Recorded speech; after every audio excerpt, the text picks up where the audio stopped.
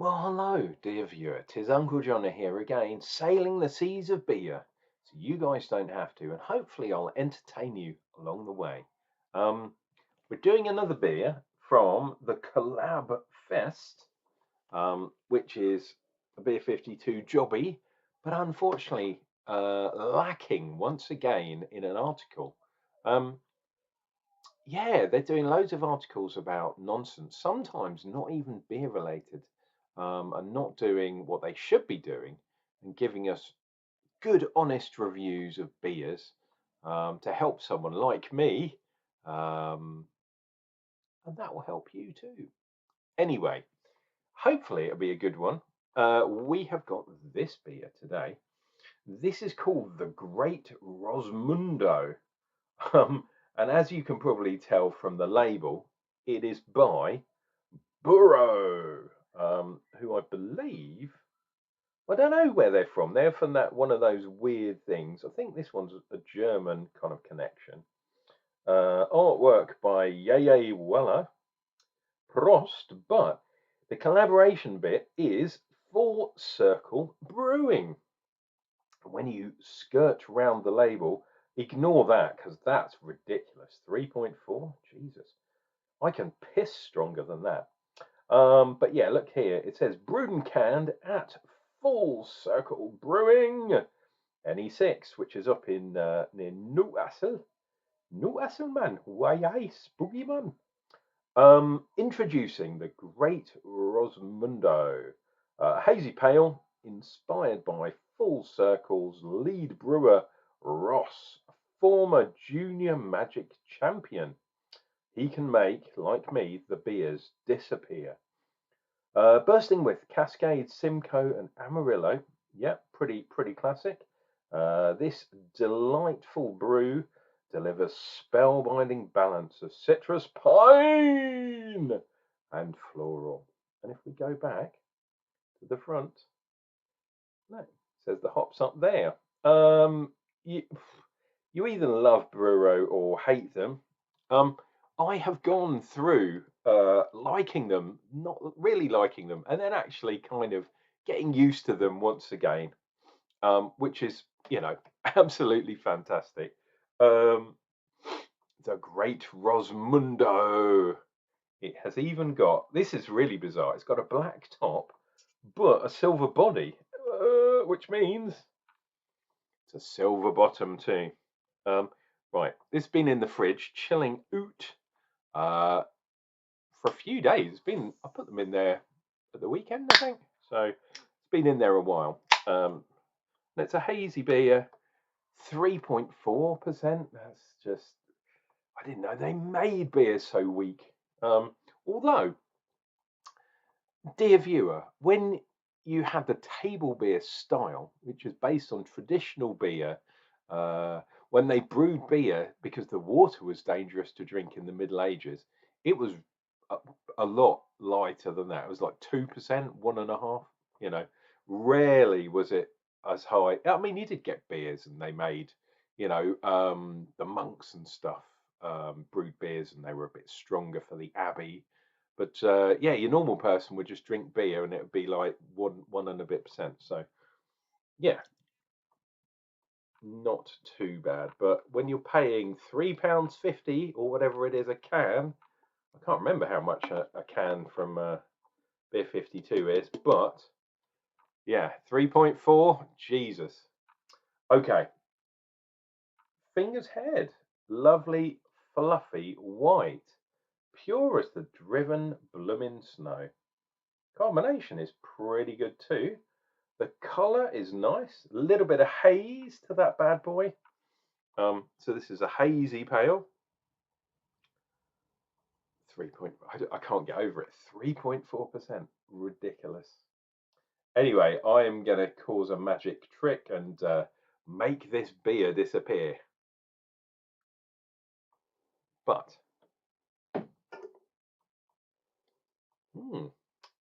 nice aroma.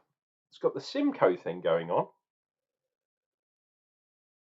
That kind of juicy, fruity kind of thing. There is some pine there too. I have actually been in the Royston those of you that follow me on Untapped, and if you're watching this video for the first time, why not follow me on Untapped?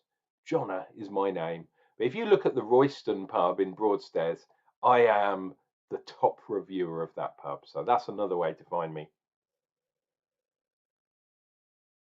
But yeah, the barman, Sam, he had a bit of a cold, and I think he's given it to me, which is annoying. So my nose is not that great, unfortunately. Let me scroll down on the Beer 52 page. Yeah, they seem to think there's a lot of malt in there. I'd be very surprised if there was, to be perfectly honest. We've got oat in there. We have wheat in there. We've got Pilsner malt. We've got a touch of rye in there too, which is pretty cool. Right. If you've enjoyed this review so far, it's got to be worth a like. Think about subscribing and following, or tap me up with a question, or just say, hey, I'm alive, down below in the comments. Cheers and beers.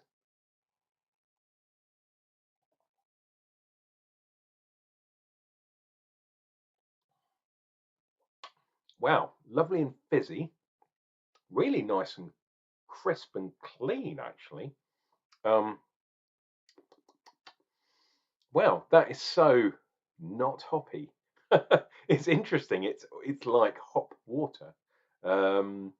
Some of the reviews that I've did on non-alcoholic beers, which would probably be at least a couple of years ago now, because I had a phase, dear viewer, when I freshly received my diagnosis for cancer. Some of you might not know, but yes, I have cancer. So I thought, you know what, I better cut down on the drinking. Don't know why I thought that, but that's what I thought. So I started drinking these alcohol-free beers, and it was a mistake because they're like hop water. They are absolutely rubbish. The Guinness one, not too bad, and totally out of the blue, the Heineken one was pretty good as well. Don't really like Heineken, but it tasted like beer, but just without the alcohol. But everything else, it was as expensive as beer, but 0.5% of alcohol, which apparently is alcohol free, even though a couple of my Muslim friends, yes, I do have Muslim friends, even though I drink beer, yeah, have told me that's not good enough for them. 0.5% in their eyes is still alcohol. And I was like, no, man, that's completely crazy. And yeah, one of the fundamental ones, don't worry, he's not a terrorist, I'm sure. Well, I don't think he is. He said he doesn't even drink Coca-Cola because, believe it or not, Coca-Cola has like 0.05% alcohol in it, because it's a root beer essentially. So he refuses to drink Coca-Cola as well, which is fair dues. I mean, if you're not going to drink because it's alcohol, then gotta drink water instead, eh? And don't drink any of those. Sorry, don't eat any of those grapes that are just been on the tree for too long. You know what I'm saying? Because there's alcohol in those too. Um, don't drink or don't eat that fizzy pineapple chunk that's been in the fridge for a week because it's fizzy. It's alcohol. Anyhow, yeah. So this is fizzy hop water, of a slightly stronger uh, thing at 3.4, but it's just not enough hops. Some of the alcohol-free beers had more hops, I suspect, than this did. So nuts. Look, there's a nice line on there, which is cool. I like the lines. Let's go in for some more.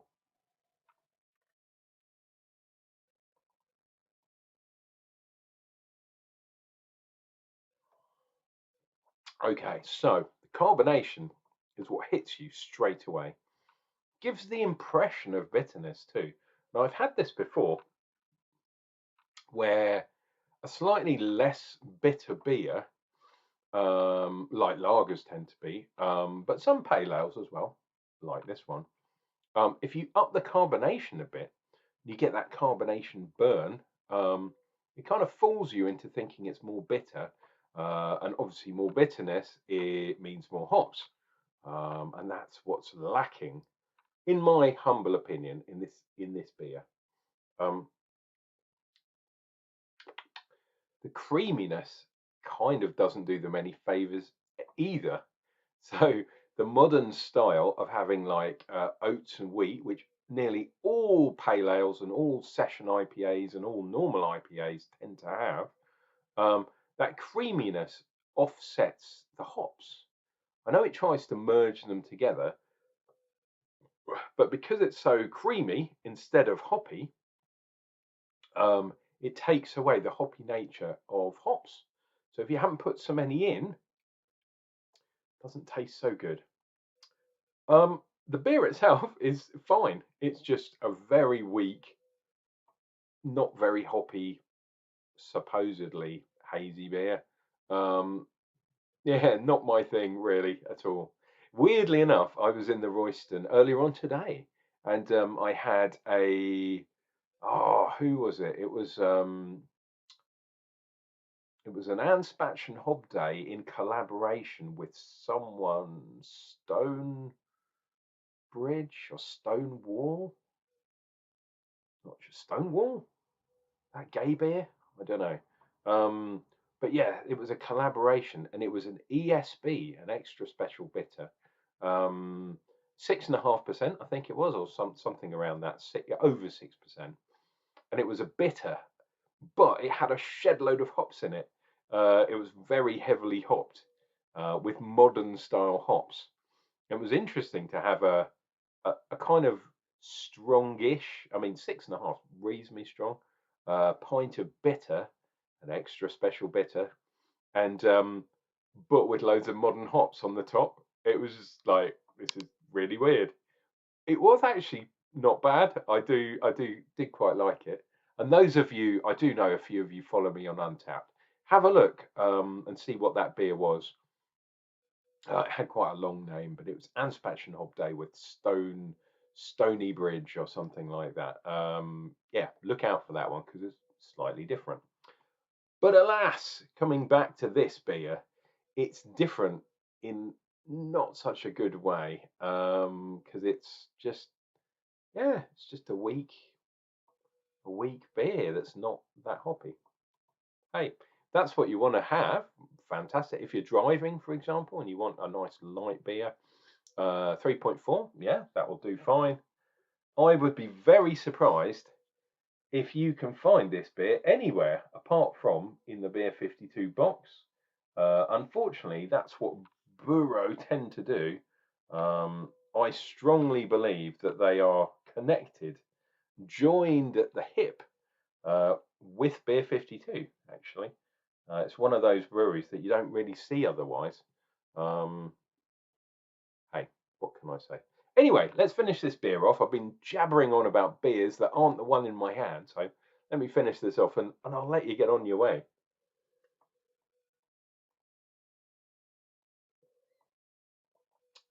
So, it's not a bad beer by any means. Um, it's just, yeah, not that hoppy. Weird. Anyway, nice amount of head on there. 3 lions on the glass. And if we turn around to the back of the glass, which is where the magic happens, what have we got there? That looks like some sort of sea creature, a whale or something, right in the middle there. And then on this side, not much going on. It's kind of looks like hop rain falling down onto some.